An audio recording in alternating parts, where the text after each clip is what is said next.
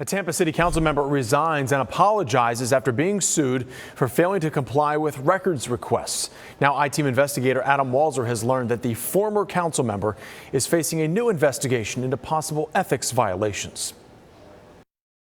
John Dingfelder was a Tampa City Council member neighborhood group say asked the right questions when it came to development. He would initiate a conversation and the other councilman would pick up on it. And he was a champion of the people. Consultant Steve Michelini represents developers proposing new construction projects. Last October, Michelini filed a lawsuit against Dingfelder, alleging Dingfelder failed to comply with public records law. Michelini also alleged Dingfelder tried to intimidate him, saying after a city council member, Dingfelder said, quote, Mr. Michelini would suffer consequences if any further public records requests were made. The controversy initially centered around a proposed multifamily housing development at the site of this shopping center on Gandy Boulevard.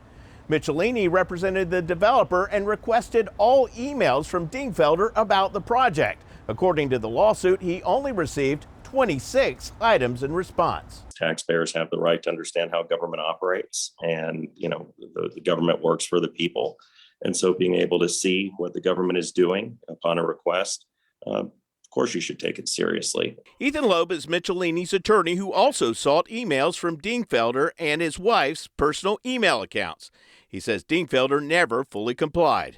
There were some emails that we knew existed from other sources that were public records that were no longer, retrievable from either of the private email accounts, either Mrs. or Mr. Dingfelder. Neighborhood activist Stephanie Ponor opposed the housing development on Gandy, saying it would contribute to more overcrowding along the busy road. She believes Michelini's lawsuit was used as an intimidation tactic. When the city attorney announced 4 days before the lawsuit was filed that she wasn't going to protect him, at that point it was like throwing a piece of chicken in a pool of piranhas. Through the discovery process, Loeb says he uncovered dozens of emails that raised ethical questions about Dingfelder's contacts, which he turned over to the city attorney. The city attorney sent this email to Dingfelder last Friday, saying, we discovered numerous emails and text messages to and from you which create issues with respect to the City of Tampa Ethics Code and or the State Ethics Code.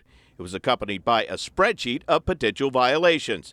The city has hired an outside law firm to investigate. The walls started kind of coming in around him, and I think he probably wanted out.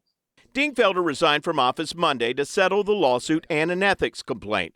As part of the settlement agreement, Dingfelder was not allowed to speak to the media about it.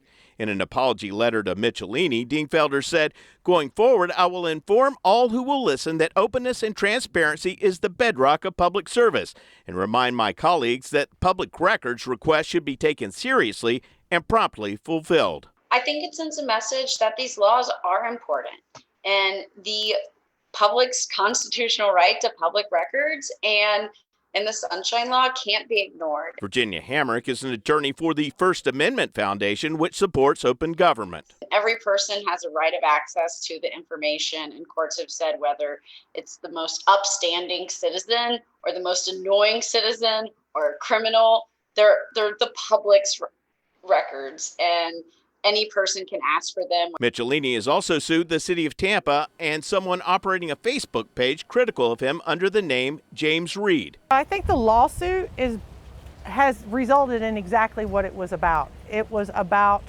trying to quash the voice of the citizens. He had the absolute right to receive those records, and that's what the issue in this case was really about. I'm I-Team investigator Adam Walzer taking action for you. Under the city's charter, Mayor Castor and the City Council have 30 days to fill Dingfelder's vacant seat.